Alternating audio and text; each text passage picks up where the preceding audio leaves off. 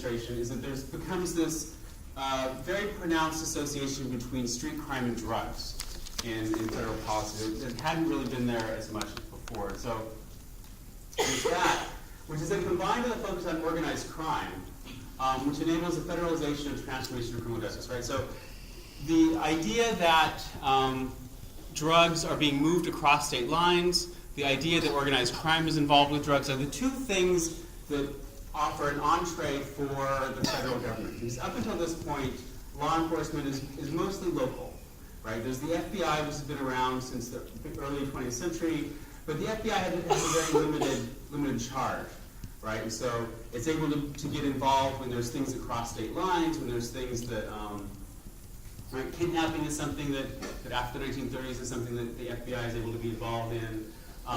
So interstate commerce, right, is something the federal government has control over, right, rather than local governments. So the idea that drugs are moving across state lines enables them to define it as interstate commerce, something the federal government can regulate, something the federal government can get more involved in. Also, again, since the early years of the FBI, organized crime has been something that the federal government has had jurisdiction over. So that's another element that enables him to make it into a national federal issue. He's also focused on modernizing, coordinating, funding, and expanding local law enforcement. So that's the other sort of Nixon legacy here. He ends the chapter with a brief discussion of Carter and a briefer discussion of Ford. Right, and what we have during that period is a bit of reversal. But the main focus of the chapter is on Nixon, and there are a lot of acronyms, a lot of acts and departments and bureaus and this, that, and the other. So it's very easy to get them all confused. I'm just going to go through a few of them and single them out, and hopefully this will help order them for you. The first is the Omnibus Crime Control and Safe Streets Act of 1968. So this is actually signed into law by Johnson. Weaver talks about this at great length, and the sort of legislative process of this act coming into being.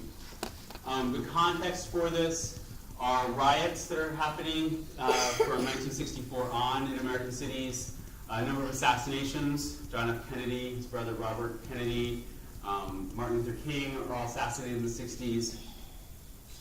There's also wide-scale protests and demonstrations, many of them civil rights related, many of them anti-war, anti-Vietnam War specifically. And so what the Safe Streets Act does is it's mainly interested in federalizing crime control. And so among other things, it limits constitutional protections for defendants.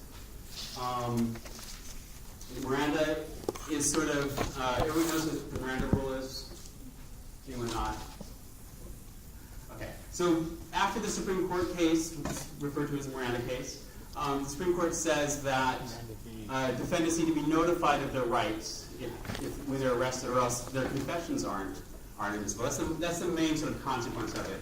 Is it's intended to keep police from coercing confessions out of people without informing them of their rights not to incriminate themselves, right, and the right to an attorney. So what this law does is it says, in a lot of cases, that's not really necessary. If the person voluntarily confesses, Miranda doesn't apply. And it's sort of, the law gives some definitions of what can count as voluntary confession. Basically, if it's not beat out of you, it's voluntary. It only applies in federal cases and in the District of Columbia, so it doesn't really affect Miranda rights at the state level among state police. But given the sort of other changes that are going to happen in terms of drug laws that allow local law enforcement to press federal drug charges against defendants, right, it becomes significant. It's eventually struck down by the Supreme Court in 2000. The Supreme Court kind of avoids ruling on this for a long time, and then in 2000 they finally say, no, we actually did intend for Miranda laws to apply to everyone. And so they strike down that part of the law groups. But it takes 32 years. It also expands wiretaps. It begins to increase regulation of handguns that are crossing state lines. It expands the role of the FBI. And a big part of it that Parenti's interested in is this professionalization of the local police through federal grants. There's a real emphasis on transforming police departments. And so this is done through another Johnson creation, the Law Enforcement Assisted Administration, LEAA. And this doesn't exist anymore, but it's been sort of replaced by the Office of Justice Programs. Early on, what it did was it awarded these block grants, so large amounts of money, like 600 million here, 10 million there, right, to local law enforcement agencies. It had a number of requirements, so they had to, in order to get this money, they had to improve themselves. So they had to create training programs, they had to allow female officers, they had to do all kinds of things that were, many of them, right, good things. I mean, it's better to have a trained police force than an untrained police force. I've got a page number on some of those. So, just to pull out an example of what this is responding to, I believe it's, page 15. Right, so in 1965, only 4 states mandated police training.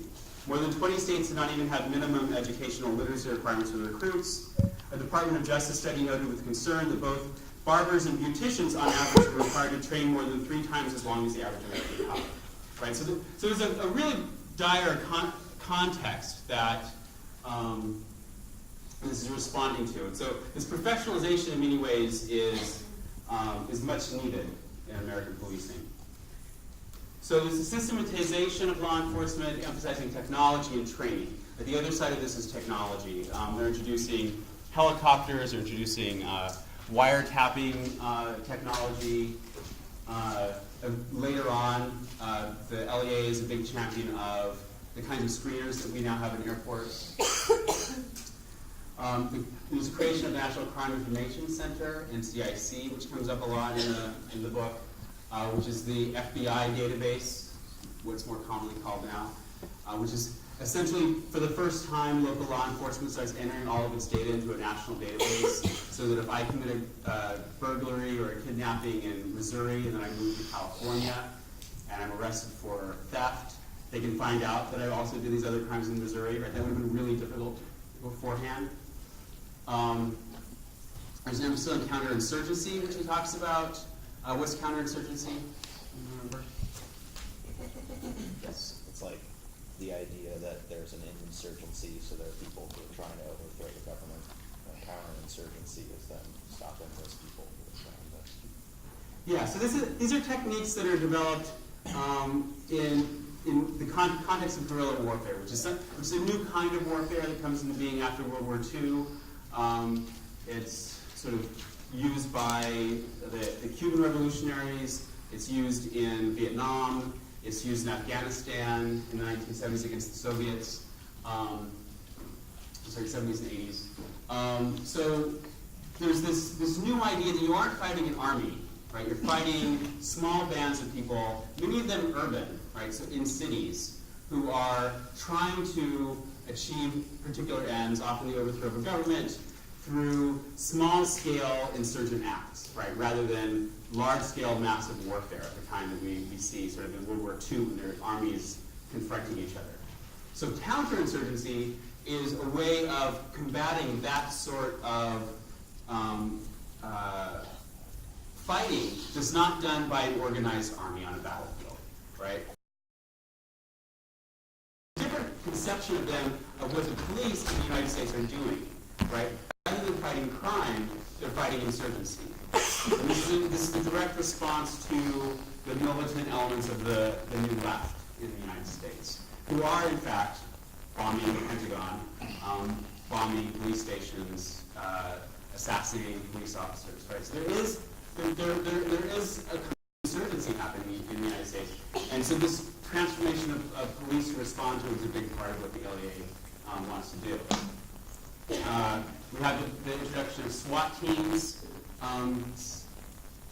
Does anyone ever heard of the television show SWAT?